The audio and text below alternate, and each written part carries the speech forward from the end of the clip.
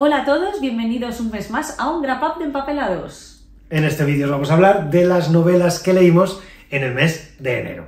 Y no hay pocas, así que vamos a empezar ya. Dentro vídeo.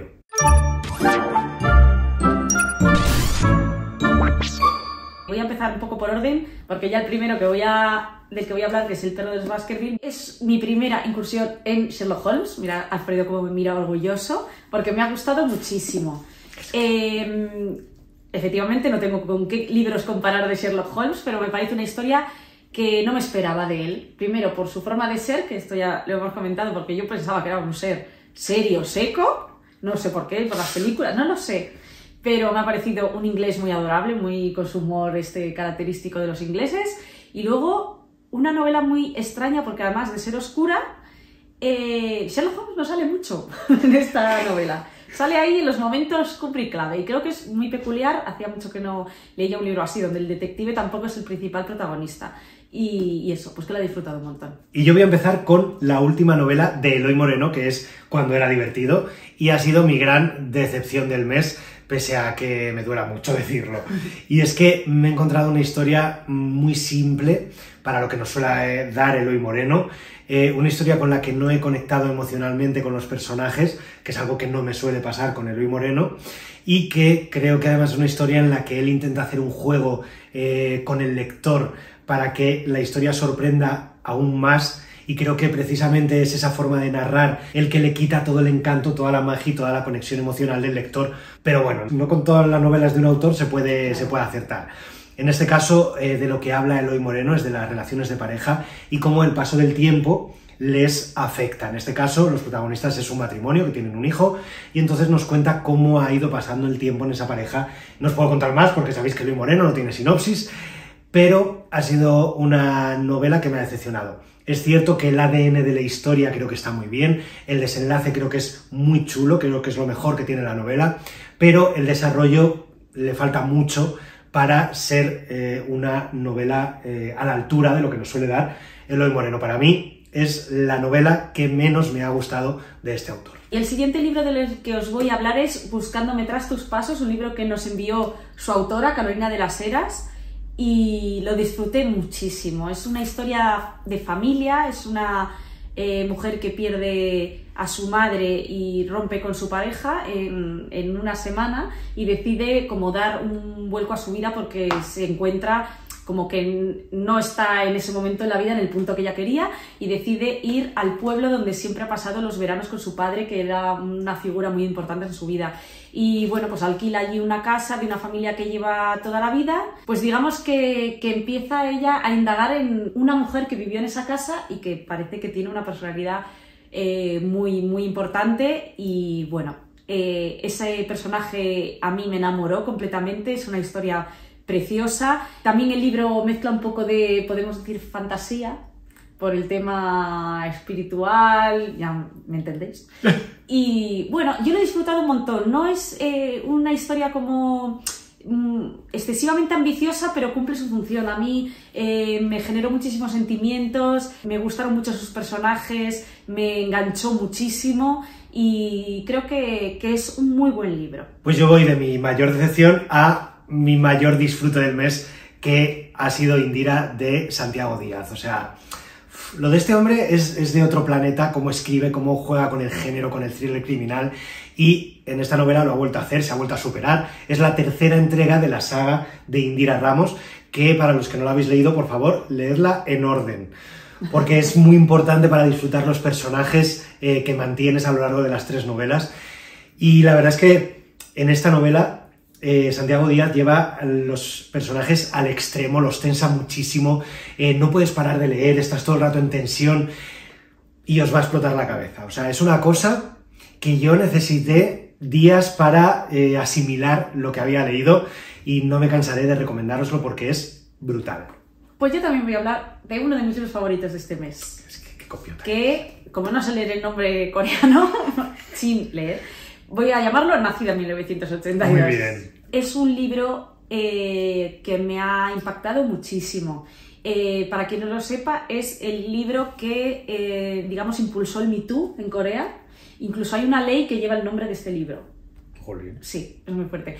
Pues narra la vida de una niña nacida en 1982 y cómo va evolucionando su vida hacia la edad adulta. Nos va contando un poco cómo es la vida de una niña en Corea y tiene de peculiaridad que entre medias te va metiendo datos sobre cómo es la situación de la mujer en Corea.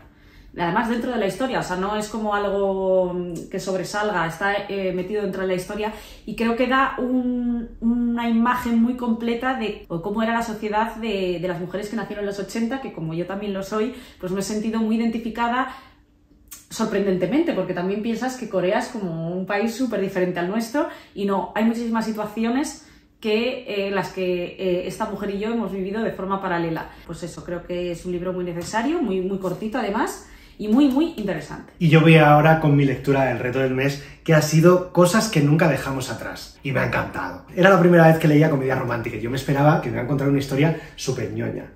Pero es que me he encontrado una historia que en lo romántico no era ñoño, pero además que tenía drama, tenía un montón de reflexiones interesantes para luego de estas de subrayar y luego quedarte contigo. Tenía de fondo esta historia un thriller que mantenía un misterio de principio a fin, que también te mantenía muy enganchado y no podías parar de leer. O sea, me ha parecido completísimo y muy, muy disfrutable. La protagonista de esa historia deja a su futuro marido en el altar. Y se va a buscar a su hermana, a la que hace años que no ve y que le ha pedido ayuda. Cuando llega allí, no la encuentra y cuando vuelve al coche, resulta que su hermana le ha robado el coche, el dinero y todo. Y además de llevarse todas sus pertenencias, le ha dejado allí una niña. Resulta que la protagonista de esta historia tiene una sobrina que ni siquiera sabía que existía. Entonces lo que decide es quedarse en el pueblo, cuidar de su sobrina y esperar a que la hermana aparezca. Pero claro, allí va a conocer a un hombre. Y que está muy bueno. Entonces así empieza una historia. Así empieza una historia en la que yo me he sentido como parte de esta familia y me ha dado mucha pena terminar el libro porque no quería separarme de estos personajes porque son maravillosos. Pues mi libro del reto también es una opción muy interesante para los que queráis empezar con comedia romántica. Este libro me ha parecido muy, muy original, porque bueno, siempre había leído libros en los que la relación es casi lo único de lo que se habla, la relación sentimental y tal, y en este caso me ha gustado mucho la historia en sí, porque traía también detrás pues un poco más de la historia de la protagonista, que es una niña obsesionada con la radio desde pequeña porque a su padre también le encantaba y hacían los dos programas de radio de pequeña y tal, y acaba trabajando en la radio pública. Les proponen hacer un programa a ella y a un redactor nuevo, muy guapo también, muy bueno, haciendo que son expareja y para dar consejos. Y bueno, pues dos personas que hablan juntas, pues sabemos lo que pasa. Es muy entretenido, a mí me ha gustado un montón, me ha parecido súper fresca, te engancha, pero al mismo tiempo es súper sencilla, o sea, te puedes empatizar mucho, pues que también es una gran oportunidad para alguien que quiera empezar a leer comedia romántica. Y ahora voy yo con mi mayor adicción, que ha sido estos 3 libros de vampiros, que es inicio de saga, todavía quedan muchos más, de Charlaine, a ver que lo diga bien, Harris.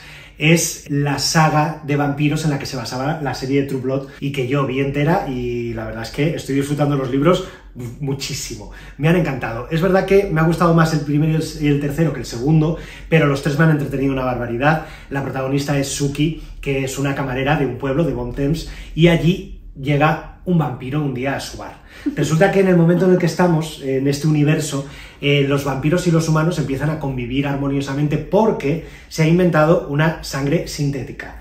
Entonces eso permite que los vampiros se puedan alimentar sin tener que atacar a los humanos. Entonces eso permite que ya convivan. Entonces Bill, que es el otro coprotagonista, digamos, de esta historia, o el interés amoroso de Suki, es un vampiro que quiere alimentarse exclusivamente de esta sangre artificial y no ataca a humanos. Entonces, bueno, así empieza una historia de amor que al final lo que nos va a descubrir es cómo están organizados todos los vampiros en Estados Unidos. Suki empieza a ayudarles porque además Suki tiene un poder o una habilidad y es que lee la mente de las personas, menos la de los vampiros. Por eso es una pareja ideal, porque no le lee la mente. Hay muchos seres sobrenaturales o con poderes en esta historia y mola porque cuando van avanzando las novelas vas descubriendo unos seres y otros y las tramas te mantienen enganchado todo el rato. Desde la primera página ya están pasando un montón de cosas y os lo recomiendo mucho porque es una lectura muy ligera, que engancha muchísimo y que está muy bien construidas todas las historias y te mantiene en tensión hasta el final. Pues yo ahora voy a pasar a un género completamente diferente, que es la novelita histórica, le llamamos, porque es muy cortito, y es un libro de Adrien Bosch. Te ríes. Pues a ver, cuenta la historia de Simone Weil, que es una filósofa francesa que se fue a luchar a la conocida columna de Durruti, la guerra civil, la zona de Aragón. Y nada, pues a través de sus diarios y unos escritos que encontraron de ella, pues te van contando su testimonio.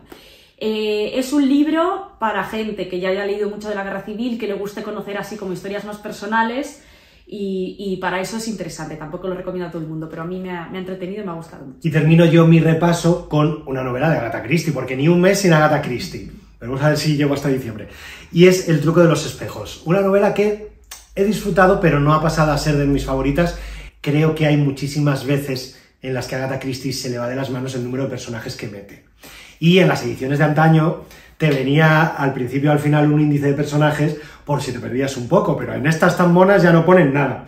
Entonces, a mí que meta tantísimos personajes y que además entre ellos cada uno se refiera al resto de una forma diferente, me lía. Pero bueno, aún así creo que es una historia entretenida. Agatha Christie siempre es un acierto. En este caso, Miss Marple se va a casa de una antigua amiga porque le dicen que le dice otra amiga que cree que puede pasar algo y que puede estar en peligro. Entonces se va allí hay más gente que en la guerra, porque esta señora se ha casado y divorciado, creo que era como unas 3 veces, sí. Y en la casa están como que todos los hijos de todos los matrimonios que ha tenido, hijos incluso de maridos que sí, ya no están, que no son sus hijos. ¿Y había una residencia de estudiantes?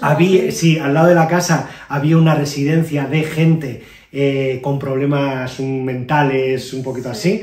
Entonces, bueno, eso es, vamos, hay muchísima gente. El caso es que sí es verdad que sorprende, que lo comentaba con Eva, que me lo decía ella, que hasta la mitad no hay un asesinato. El concepto de esta investigación sí que es muy ingenioso, aunque creo que tiene muchas vías engañosas que no suele darnos Agatha Christie en otras novelas. Pero bueno, o sea, es que Agatha Christie siempre se disfruta, siempre entretiene, siempre te hace pensar y siempre es un acierto. Y yo voy a terminar ya mi grapa con los 2 libros que menos me han gustado de este mes. La primera es Extraños en un tren, que encima pues todo el mundo me lo puso muy en las nubes, y yo creo, es mi teoría, que la mayoría de la gente que me dijo qué maravilla es que había visto la película y no había leído el libro. Me da mucha pena porque este libro me parece que tiene una premisa increíble, que es 2 desconocidos que se encuentran en un tren y empiezan a hablar de su vida. Uno está alcohólico y no está muy bien de salud mental, y decide por sí mismo, pues tú matas a mi padre que lo odio y yo mato a tu mujer que no sé qué divorciar de ti. Y allá va. Y el otro flipa mucho. Claro, entonces, ¿qué pasa? ¿Que no mola un montón esto? Pues no está nada bien desarrollado, no es demasiado largo para mí, y eso, el libro en sí no, pero creo que la historia sería como mucho más trepidante, más emocionante, sin tanta reflexión, sin tantas cosas que hacen el personaje. No sé, no me cuajan, no he llegado a empatizar. Muchas veces en estos libros lo que sientes es como rechazo hacia los personajes, y es que ni siquiera me ha hecho sentir eso. O sea, no sé, me he sentido como muy fuera de este libro.